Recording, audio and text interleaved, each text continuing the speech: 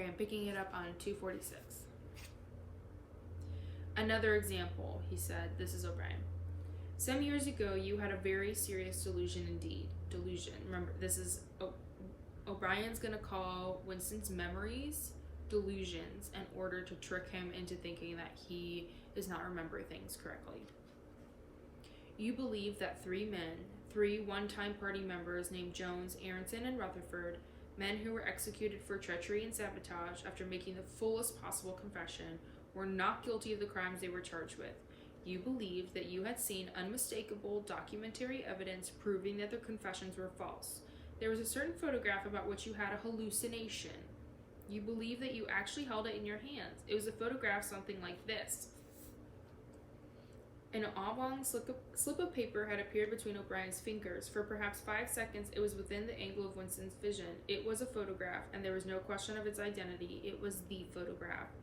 It was another copy of the photograph of Jones, Aronson, and Rutherford at the party function in New York, which he had changed upon 11 years ago and promptly destroyed. For only an instant it was before his eyes, and then it was out of sight again. But he had seen it, unquestionably he had seen it. He made a desperate, agonizing effort to wrench the top half of his body free. It was impossible to move so much as a centimeter in any direction. For the moment, he had even forgotten the dial. All he wanted was to hold the photograph in his fingers again, or at least to see it. This was at the way beginning of the book, and we even saw that in the movie where Winston goes to the Chestnut Tree Cafe and he sees the three of them and they're crying and they have like broken noses. And the photograph that he's talking about is when they confessed that they were in this certain place doing these certain crimes at this time, but they were actually at a party function, and the photograph showed them at the party function during that time. And so that was his unmistakable evidence that they were innocent. And O'Brien now has another copy of the photograph, and he's still telling Winston, oh, this is your delusion. You made this up. It exists, Winston cried. No, said O'Brien.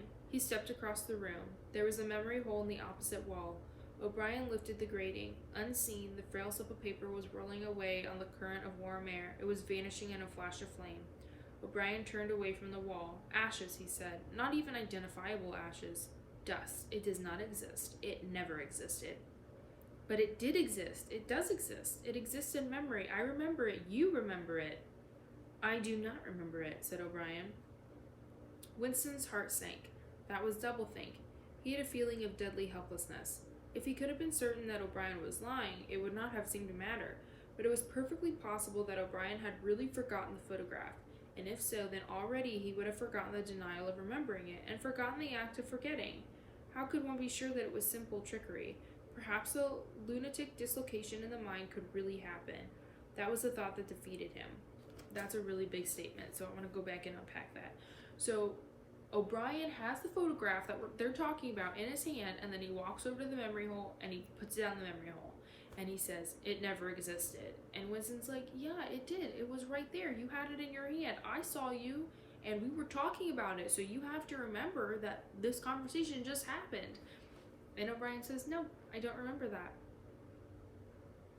And Winston has this sudden realization that it is perfectly possible that O'Brien has had enough mental exercise that he can just say, yeah, I don't remember that. And his brain will just, through like muscle memory, forget whatever that memory is. Like, honestly, just go in to that file and delete it.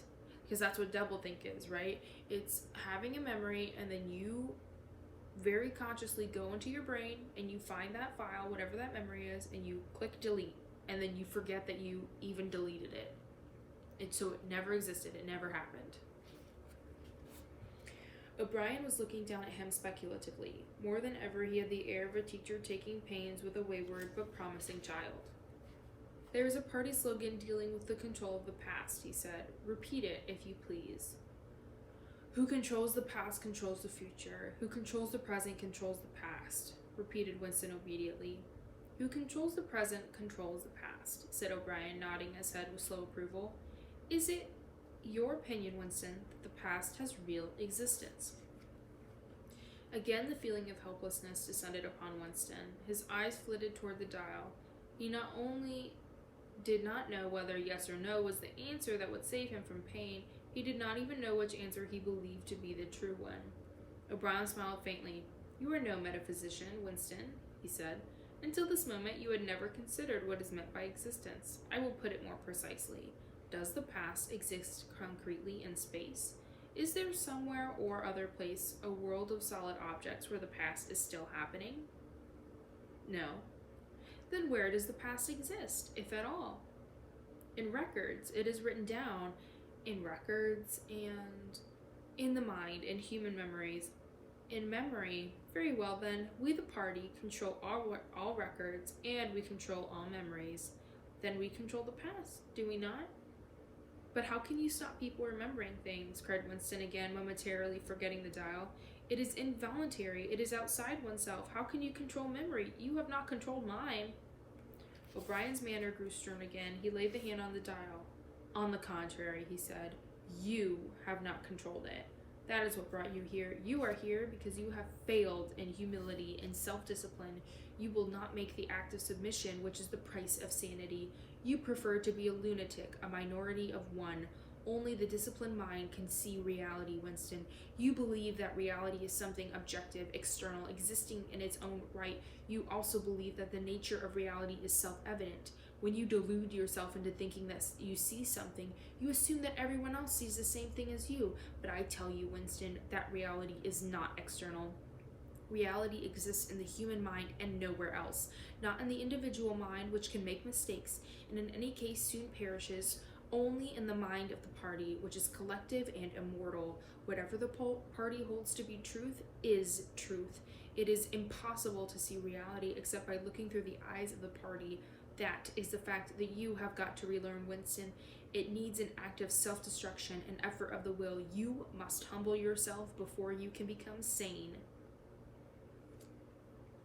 So, they just got into an argument, and Winston says, "There is absolutely no way that you can control memories. You have not controlled my memories, and so the party does not control everything."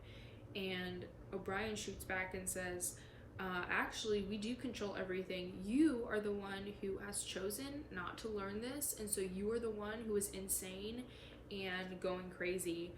And, if you had just practiced a little bit of self-discipline, then you would be part of the party and you would be the sane one. And that's what we're going to do." That's a threat. He paused for a few moments as though to allow what he had been saying to sink in. "Do you remember," he went on, "writing in your diary, 'Freedom is the freedom to say that 2 + 2 make 4'? So, they know about the diary. "Yes," said Winston. O'Brien held up his left hand, its back toward Winston, with the thumb hidden and 4 fingers extended. Like this. "How many fingers am I holding up, Winston?" 4. "And if the party says that it is not 4 but 5, then how many?" 4. The word ended in a gasp of pain. The needle of the dial had shot up to 55. The sweat had sprung out all over Winston's body. The air tore into his lungs and issued again in deep groans, which, even by clenching his teeth, he could not stop. O'Brien watched him, the 4 fingers still extended. He drew back the lever. This time, the pain was only slightly eased. "How many fingers, Winston?" 4. The needle went up to 60. "How many fingers, Winston?" 4. What else can I say? 4. The needle must have risen again, but he did not look at it. The heavy, stern face and the 4 fingers filled his vision. The fingers stood up before his eyes like pillars, enormous, blurry, and seeming to vibrate, but unmistakably 4. "How many fingers, Winston?" 4. Stop it. How can I go on? 4. "How many fingers, Winston?" 5.